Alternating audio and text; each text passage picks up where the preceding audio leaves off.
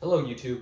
So, with the school year starting and getting closer and closer, I've been having to try hard and study math more and more because I'm enrolled in a class called Introduction to Real Analysis 1, and I have to study from this textbook called Baby Rooted. Actually, that's the math shorthand name.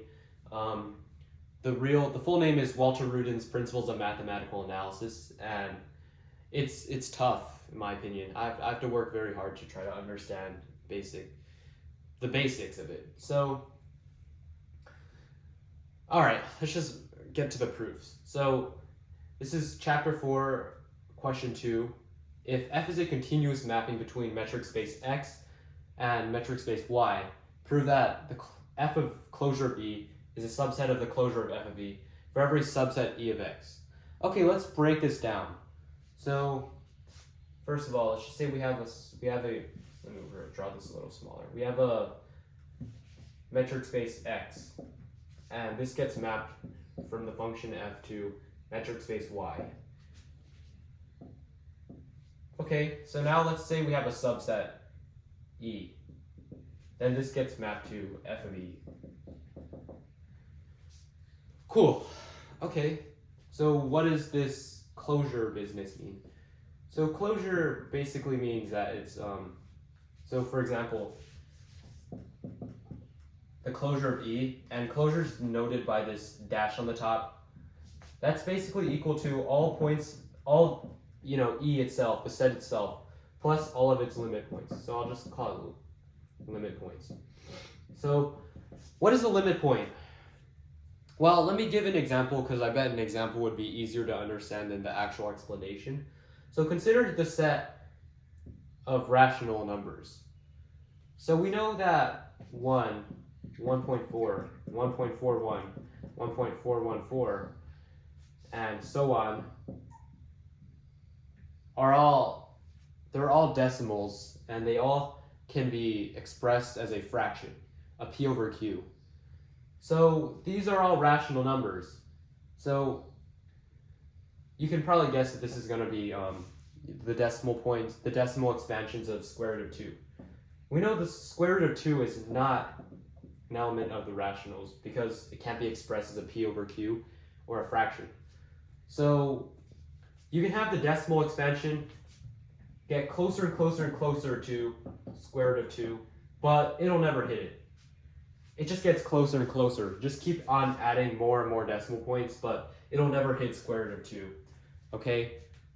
So, in that case, we could say that square root of 2 is a limit point of the rationals, but it certainly isn't part of the rationals because this decimal expansion approaches square root of 2. Elements of q approach square root of 2, but square root of 2 isn't part of q. Therefore, I guess you could say square root of 2 is a limit point of q. And by the way, you can be it can be part of the set it can also be part of a set. A limit point can be part of the set itself, but limit points don't necessarily have to be. The only condition is that elements of the set have to approach that point. So I'm not saying that, it has to be outside of the set to be a limit point. That's not true. It can be outside of the set, but doesn't have to be. So, yeah, I just wanted to clear up not a misconception, but I just wanted to clear something up and clarify. Make sure I'm explaining things right. Okay, cool. So now we know that E closure is equal to E plus all of its limit points. So then, therefore, we have this, and we have this.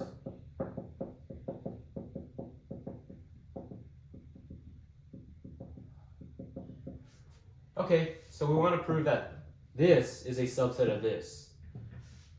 So where the heck do we start?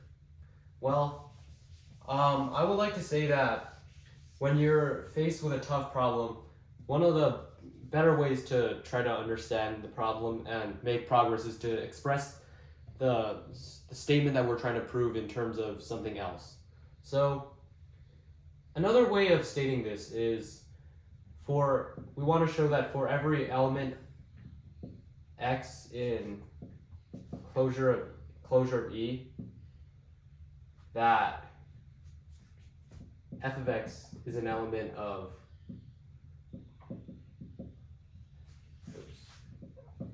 the closure of f of E.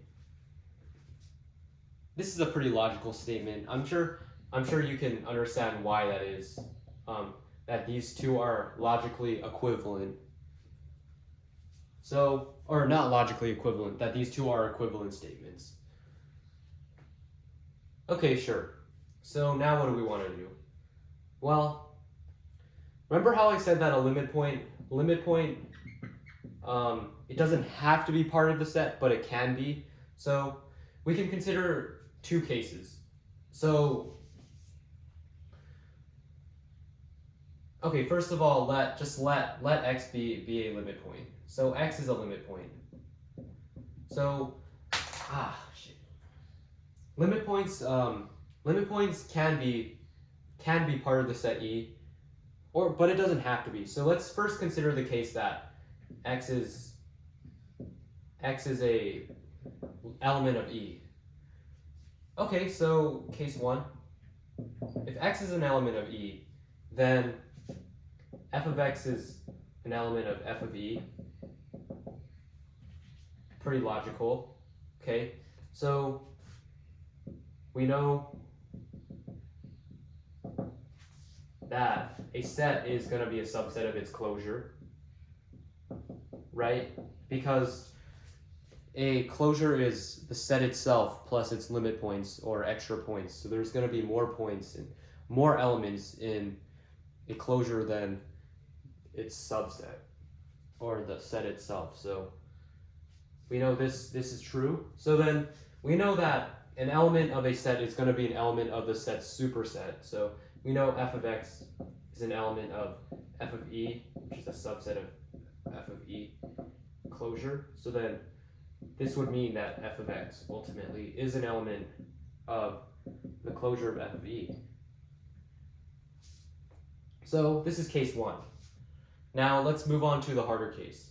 So case 2 is that x is not an element of E, but it still is an element of the closure of E.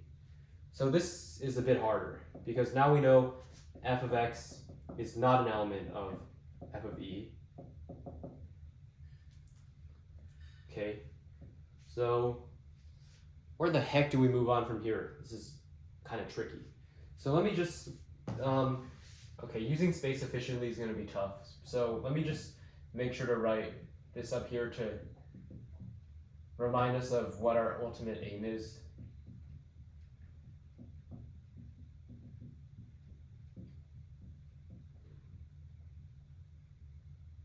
This will be our target. Okay, so just erase this. I'll also erase this as well.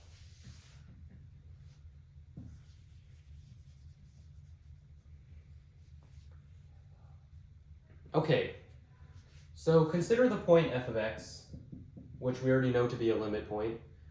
So if f of x is a limit point, f of x is a limit point of, or sorry, no, my bad, it's not.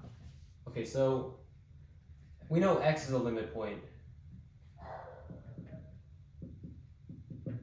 of E, right? Because x is part of the closure of E. So x is a limit point of E. So, okay, let me just write this up here. Our second case is x is not an element of E, which means that f of x is not an element of f of E. Okay, so consider the point f of x. So f of x, we don't know if it's an element of the closure of f of E, but we just know that f of x is, f of x. Yeah, 100,000 IQ move there. So now consider a neighborhood surrounding f of x. So consider a neighborhood of f of x, neighborhood f of x. Okay, so what is a neighborhood Well, a neighborhood is a set of points that are just really close to f of x. It's just arbitrarily close to f of x. Just note that it's really close. I guess I could say that it could be a ball, but I'll just call it a neighborhood, just, simpler. So, okay, cool. So, now take the inverse image. So basically just an inverse function. So the inverse image would make this x, and then you'd have, I guess, another neighborhood. You could call it inverse image of neighborhood of f of x. Okay, so what should I do now? Well, we know that x is a limit point of E. So that means that there are going to be elements of E that approach x and get arbitrarily close. So these are all elements of E. So all of these, all elements of E. So if they get arbitrarily close, then no matter how small this neighborhood is, there's going to be a point that is an element of E inside the neighborhood. So then we could say that the inverse image of the neighborhood of f of x intersection with E is going to be non-empty. Okay. Now there's a certain fact that I want to show you guys. So f of a of b, f of a of b, a intersection b is always a subset of f of a intersection f of b. Okay, so why does that matter? Well, then let's keep going. So we know that then we could just take the function of everything. So function of inverse image of the neighborhood intersection E is a subset of neighborhood of f of x intersection f of E. And this is also non-empty because this is non-empty, and this is a superset of a non-empty set. This has to be non-empty as well. Cool. Okay, so let me just get rid of this now. So now we're in a position where we're getting closer and closer. We're getting hotter and hotter. So we know that so we know that these set of points, they're all elements of E. So would that not also mean that if you were to map these points back to, if we were to map these points back to this sort of diagram, that these points would also get arbitrarily close, and these points would also be elements of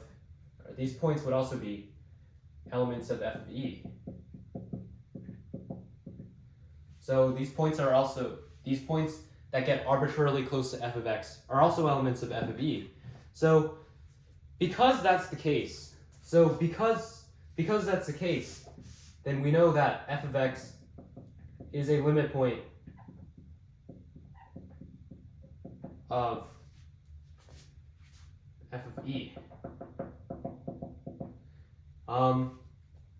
And I'll just say that this is a sort of geometric way of showing it. This isn't an actual proof, but this certainly is, because the neighborhood of f of x intersection with f of E.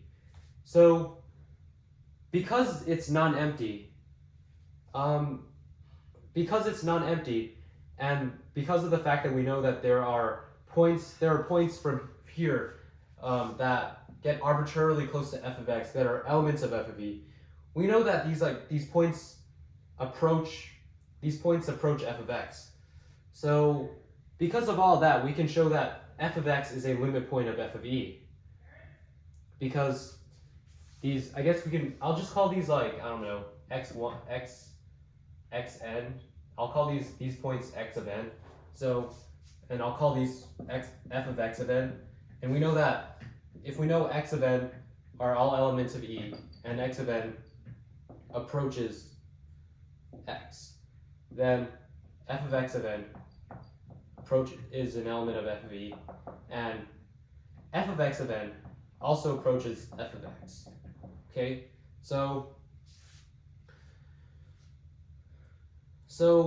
then we know that there exists f of x of n that are going to be inside this neighborhood of f of x. So again, these statements are these statements are closely linked together. Maybe they're not equivalent, but we know that there's going to be f of x of n that are inside the neighborhood approaching f of x. So therefore f of x is going to be a limit point of f of E. And therefore we know that f of x is going to be an element of the closure of f of E. QED. Okay, we solved the problem. There's going to be a part 2 video because this is not the full problem. I just uploaded half of it. Yeah, but thank you for watching, and I'll see you in the next video.